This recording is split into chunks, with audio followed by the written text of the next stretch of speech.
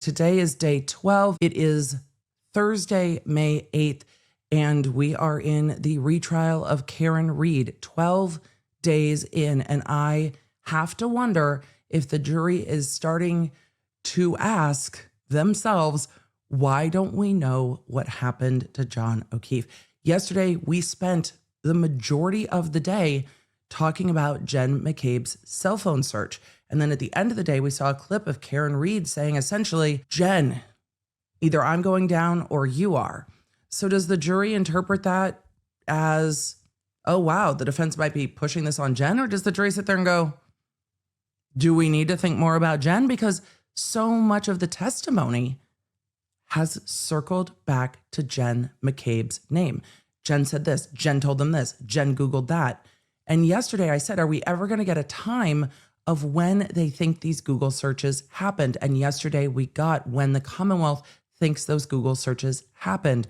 And what we saw from the Commonwealth's expert was a chart really quickly that went through the autofill population, how to digest food. And then we saw the how long TI, and then we saw the house long. And she said those happened between 6:23 and 6:24 a.m.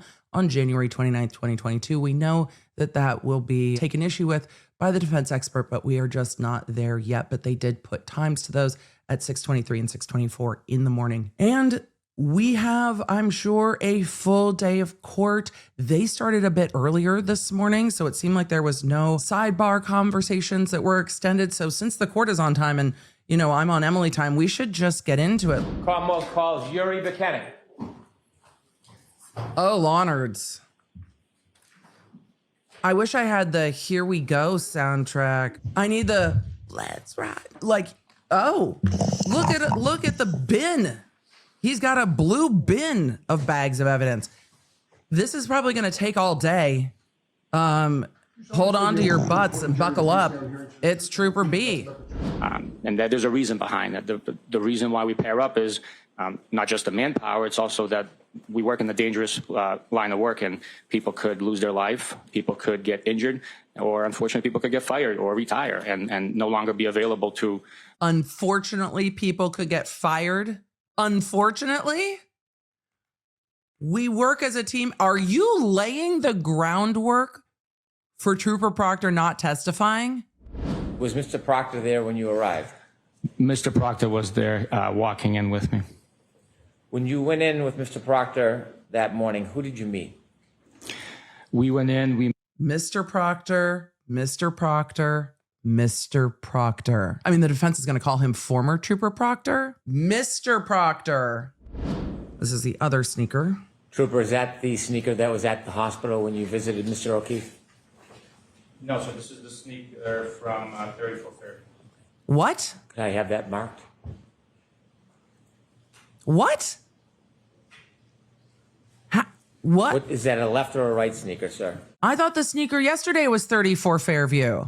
This is the left sneaker. Excuse me, this is the right sneaker from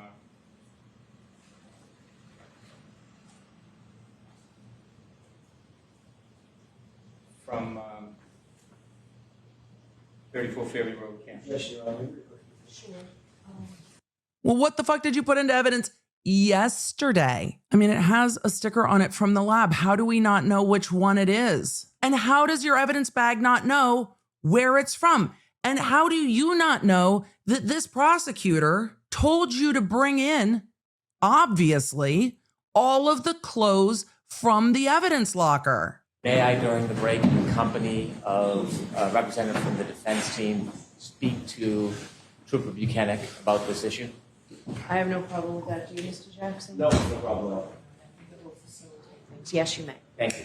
Sir, when we left, we were discussing Mr. O'Keefe's sneaker that you retrieved from the Good Samaritan Hospital. Yes, sir.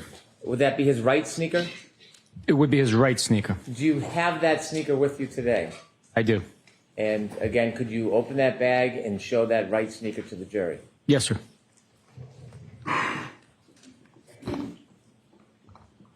Wait, are you grabbing a different bag? Are you grabbing, where are you going? Oh, you're grabbing gloves. I was about to I was just waiting for there to be 3 at this point, because should I continue to be surprised? I mean, no, but I am. What? Previously, you said, Is that ask the him. speaker you retrieved from the Good Samaritan Hospital? It is. I'd move that into evidence, please. Okay, any objection, Mr. Jackson? No, Your Honor. All right, thank you. Now, I want to ask you about Michael Proctor. You had told us that you were working on this investigation with him. Yes, I was. Are you still working on this investigation with him? No, No. I'm not. You were Michael Proctor's supervisor? Yes, I was. When you in any work group for the text state together? police, you have a personal phone and a phone that is provided to you by the state police? Yes. The state police phone, is that a work phone? Yes, it is. What type of information do you receive on that phone? You can receive communications via email, text message, cell phone, tower, voice communications. It was a phone. Okay, do officers communicate with each other at times on those work phones? Yes, they do. Via text, Signal, Discord. And y'all during got a that group time, chat? did you have a work phone that you were using for communications? Yes, I did. Did you receive a text or a text chain from Michael Proctor and other people? Yes, I did. Did you look at the entire text chain? No, the text message came through on my Apple Watch as I was controlling traffic. A real I clear glanced memory of at that. it, took part of the information that came through and acknowledged it with a thumbs up emoji, indicating that I read it. At some point, did you learn everything that was on that text chain? Yes. And as a result of that text chain, Read the text. was read the there an text. investigation? There was. Because he got in trouble too. And during that investigation, you were Michael Proctor's supervisor? I was. After the investigation was done, did the state police make any finding against you for that text chain? Yes. Oh, they're there were probably two almost done. sustained findings as a result of that investigation. Did you initiate that text chain? No, I don't believe so. You did react with a thumbs up? I acknowledged the text message that he sent, or portion of the information that came through on my watch. And the two sustained findings against you, were one of them for failure to adequately supervise? Yes. And the other, was it regarding a routine or regular review that it didn't consider that text chain? I'll rephrase. Okay, That second sustained finding, was it regarding a review of the performance level of Mr. Proctor? That's correct. sustained is to full. Was there a second sustained finding? Yes, there was. Did it relate to the review process of a subordinate? Sustained is to full. It's leading. What Just was ask that him. second sustained finding Ask him what it was. about? The accuracy of the review of the quarterly performance evaluation. You said quarterly. How often would you write reviews for subordinates? Every 90 days. Was there any other sustained finding against you? No, Was there punishment in light of those two sustained findings against you? there was. And what was that punishment? I lost 5 vacation days. Do you presently work in the homicide division of the Norfolk County District Attorney's Office? I do. Are you currently a sergeant? I am. August 17th, 2022, 9:44 p.m., 25 seconds. Funny, I am going through his client's phone. Oh, we're starting with that one. I'd like you to read all of them, please. Next one, no nudes so far. I hate that man. I truly hate him. Do you have any belief that's Michael Proctor who was writing these? Yes, I believe that is. Next, please. There is a blank page. And that's the end. I'll write your name. Sorry. And that's the end. That was so horribly done. What was the point of this? Would you agree with me that Michael Proctor was the lead investigator as well as the case agent in charge of this case? He was assigned as the case officer for the case. In that position, given the fact that it was his assignment, would you agree with me that he had a leadership role insofar as the investigation of the case was concerned? I wouldn't call it a leadership role. It's more of a facilitator, liaison between the DA's personnel within the office and the state police. He also helps facilitate any missions, outstanding tasks that need to be completed. He obviously So had the a supervisor, point person? correct? I'm sorry, can you repeat that? He obviously had a supervisor, correct? It's you, He right? did, yes, that would be myself. That would be you. Yes. Every case has some lead trooper in your unit, correct? Every case is assigned to someone to sort of be in charge and lead the charge of the investigation. Is that right? Every case has a case officer that manages the investigation. Right. Manages. And managing the investigation doesn't mean just, typing up schedules. It means actually managing the investigation, like deciding what search warrants are going to be written in certain circumstances. That's one example, correct? They're responsible for How much they try to step away from who's in charge is obvious. It's just palpable at this point. writing and authoring those search warrants. Sometimes the recommendation, suggestion, or leadership comes from the supervisors or the DA staff where their experience might dictate otherwise. And sometimes it comes from the lead case agent himself or herself, correct? At times, yes. As a supervisor, supervising your subordinates, you want to make sure that the evidence is gathered in an appropriate way, in an objective way, correct? Yes or no? Yes. Okay. You're also doing everything you can as a supervisor and someone with the experience to make sure that the highest levels of integrity and those demands are met in any investigation that you work on. If there was a question of integrity, those individuals would not be part of an investigation. That includes knowing. How do you give that answer on the stand? Knowing what you know. Do you believe that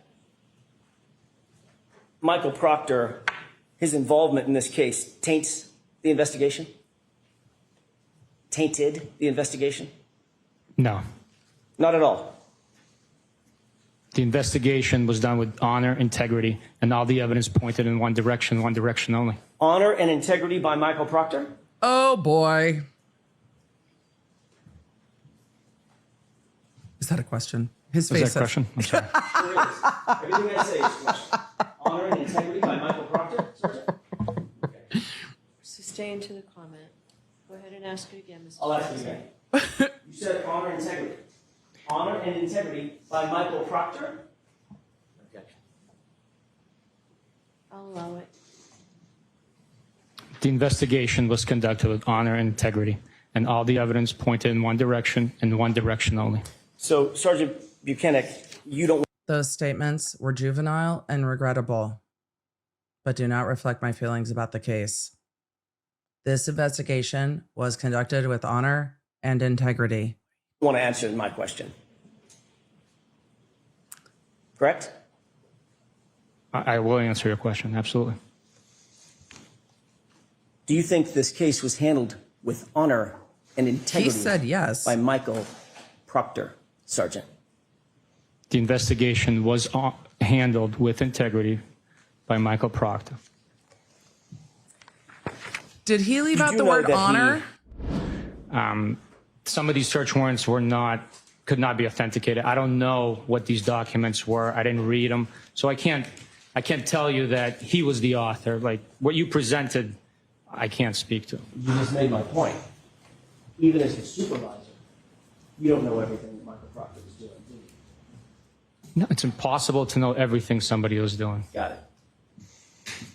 Especially the case officer on this case, as busy as he was. Right? I'm sorry? Especially the case officer on this case, as busy as he was. Michael Proctor. Right? He was keeping us and his supervisors abreast of what was happening, the next step, the search warrants he was writing, the evidence that was being collected, the interviews that are being conducted. So he was telling you what he was doing. He was not asking for your input because he was in charge of the investigation.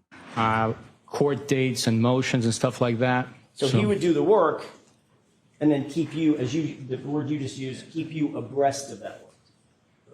Right, unless I was involved with the investigation myself. We did a ton of interviews together, as I authored some of these reports as well. I said there was 100+ reports.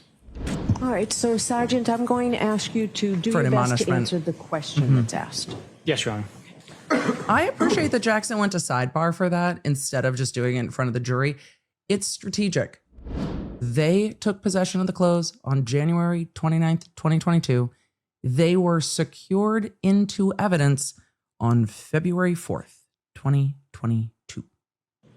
I don't know that to be true. Because you didn't place them in the bag, Trooper Proctor did, correct? I'm sorry, former Trooper Proctor did. I don't know who placed them in the bag. But it wasn't you. Weird. It was not me, no. But the case officer, Mr. Proctor, had access to that room and was taking control over those clothing items for those 6 days that they were drying on the butcher paper, correct? That's not necessarily correct. It could have been the evidence officers bagging the evidence once it's dried and processing it. I highly doubt Trooper Proctor had access to the beast like, I don't machine to know. print that label. Right. Do you have a memory of authoring a report yourself about your conduct on February 10th, your activity on February 10th? I don't have a memory of it. It could have happened. I just don't have a memory. The reality, Sergeant, is that no report was written about any of these searches until November 4th, 2023. Correct? That could be possible, yes. So literally, How is it possible that you are finding evidence at 34 Fairview, excavating, and nothing documents it until November 4th, 2023? We are talking about February 2022. We're at the end of day 12 of the Karen Read trial. Trooper Bukhenik is still on the stand under cross-examination with Alan Jackson. I think that it is probably the most difficult direct examination for the prosecution today. You can tell that Trooper B is not thrilled with how everything has shaken out since the last trial. Then again, I know everything that's shaken out since the last trial. So am I putting my own knowledge into that? Maybe, because the jury doesn't know everything and is sitting there maybe trying to place where the dejectedness and sometimes defensiveness is coming from. It's very hard to separate what we know because that trooper 100% looks frustrated on the stand. During direct, he not only brought out an evidence bag and when asked specifically if it was the victim's shoe from the hospital, said, no, this is the victim's shoe from 34 Fairview. And that resolved at sidebar after a break with the defense prosecutor and witness getting to speak to each other. The defense hasn't brought that up again in cross. We will see if they do. I can only presume that it was resolved to the defense's satisfaction because they did not bring it up anymore. And that did come into evidence. That I thought was a very tough moment for the prosecution, knowing the other things that will be pointed out about this investigation. It's just completely sloppy and it looks terrible. Even if it is simply an error, which it may well be, it does not look like this was a well put together investigation when you're supervising troopers on the stand and doesn't know where the evidence has come from, even when asked directly. We also got into evidence recovered from 34 Fairview in early February. We heard about the victim's clothes being recovered from the hospital and more with Trooper B on direct. After lunch, I thought we would get into quite a bit more direct examination, and we didn't.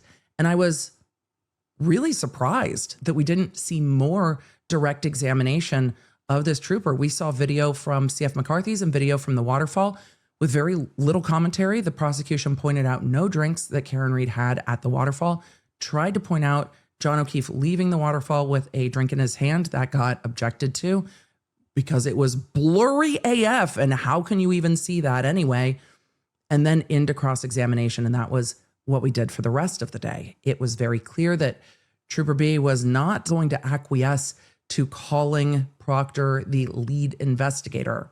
Nay, the case agent. And I think it was really a gift to Alan Jackson personally and to the defense when he would not just say, yeah, he was the lead investigator, he was in charge, because Alan Jackson brought up a binder and put it on the witness stand, said tab 1. Whose name is at the affidavit of that search warrant? Trooper Proctor? Great. Tab 2. Whose name's on that search warrant affidavit? Trooper Proctor? Great. Tab 3. Whose name is on that search warrant affidavit? Trooper Proctor? Right. Tab 4. And when there weren't search warrants, there were reports that referenced Trooper Proctor doing what? Getting a search warrant.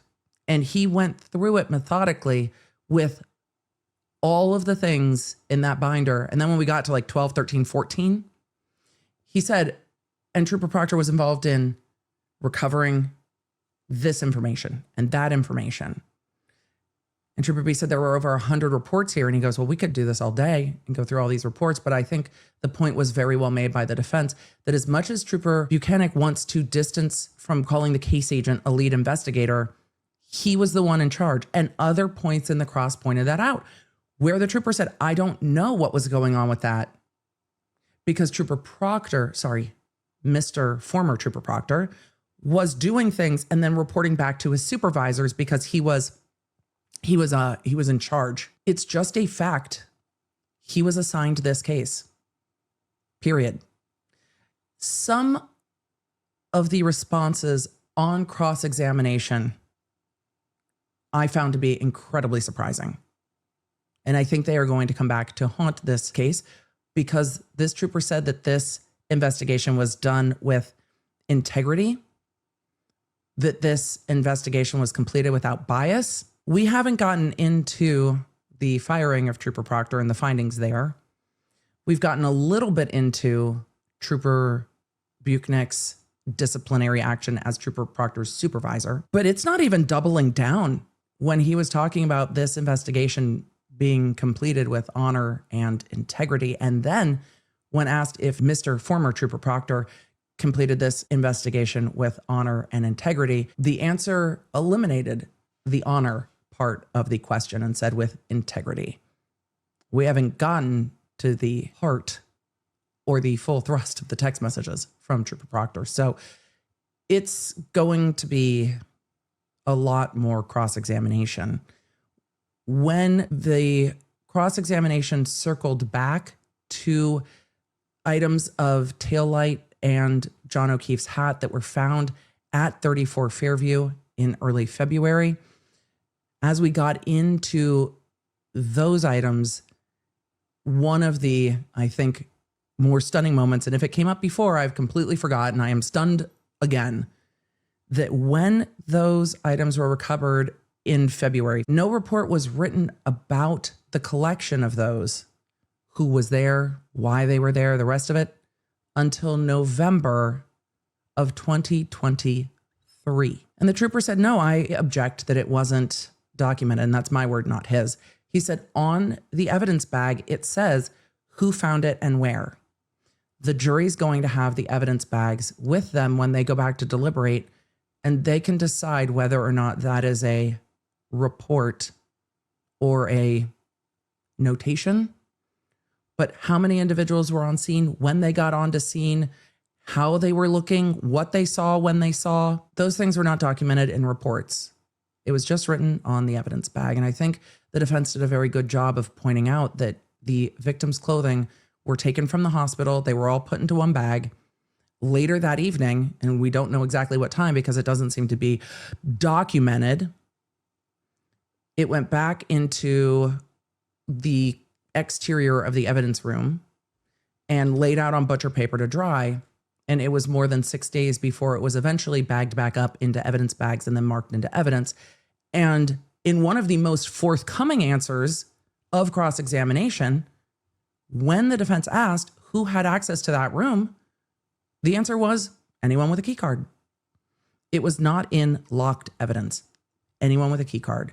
And we know that this is one of the arguments the defense is going to make, that anyone had access to the victim's clothing over a period of 6 days before they were sent out for testing.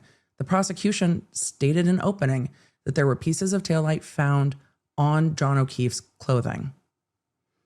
And the defense is going to argue, and they had pieces of taillight and John O'Keefe's clothing, and anyone had access to it. What's not in evidence yet is additional items of taillight that were recovered by Trooper Proctor and Trooper Proctor alone, the only person who recovered them. It will be interesting to see what the prosecution is going to do with that, because last trial, we saw all of the scientific evidence come in where they reconstructed all of those pieces of taillight together with tape and put the puzzle together of the taillight pieces. Will they do that again? Well, if they do, they're going to need the evidentiary foundation for the pieces that Proctor recovered. I don't know how they're going to do that if they choose not to call Trooper Proctor. But it seems that the prosecution is trying to do everything they can to use Trooper B for everything they can. And it seems to me that the defense's cross-examination anticipates that the prosecution may choose not to call Proctor. And it will be real interesting to see what they do from there, because the defense could choose to still call him, and that will be wild. So, what do we have left from the prosecution? Well, we need to get all the foundation for the evidence that they sent to the lab. We have multiple medical experts. We haven't heard from the ME. We haven't heard the evidence from what was recovered from Karen Read's car data. And we haven't heard their reconstruction. One of the things they need for reconstruction is the debris field. So now that they have, and I wonder if they're going to put in any other evidence that was found at 34 Fairview, now that they have what Trooper B was on scene to recover at 34 Fairview, maybe they will go to accident reconstruction after they go to what they recovered from downloading the car. And I don't know if the company that did the reconstruction also did the additional downloads from the car. It may be the same, and that may be the same witness. But it's going to get real interesting in the next couple of days of this trial, now that we have Trooper B on the stand. And I have to wonder how much the jury is thinking about the Proctor in the room of it all, and what happened. We got 3 text messages. Not good at all. Not the worst. We know that Trooper B got disciplined for a text thread. We don't know much more about that text thread. We know that he says that he did it from his Apple Watch, and that text message thread was coming through his work phone, which is apparently connected to his Apple Watch. And the jury's left without much more information. I don't know about you, but if I'm sitting there without more information, I'm like, what happened? And they don't know that yet. When will they? How will they? I guess we're going to have to wait and see, because I don't think if this trooper got disciplined with 5 days of missed vacation, the jury's going to assume that that's why Trooper Proctor got fired. I don't think that they will make that leap. I think they would want more information. And if the prosecution does not answer the questions for the jury and leaves them with substantial questions, how do you prove your case? When you are asking a jury to find someone guilty of murder, they've charged her with second-degree murder amongst the other charges. How do you look at them in closing and say, this is what happened? How do you answer all of those questions? How is the prosecution going to continue to put in this case? Because they are doing it much differently. But at this point, I will be surprised if they call Brian Albert, Nicole Albert. They're clearly not calling everyone else from the waterfall. The prosecution has taken a much more linear approach. But of all the days of trial so far, day 12 was a real rough day for prosecutors and a real solid cross-examination for the defense. They've had some clunky cross-examinations too. Today was not a clunky cross-examination. I think the points have been made very clearly that this investigation was anything but thorough, and that Trooper Proctor is in the middle of all of it. Thanks for joining me. If you enjoyed this episode and don't want to miss updates on your favorite cases, you're going to need the Law Nerd app at lawnerd.app.com. That way you can stay in the loop on the cases that matter most to you, and you never know when you're going to catch feelings for a new case. So make sure you get it for free on iOS and Android. Thank you for being here, and thank you for being a Law Nerd.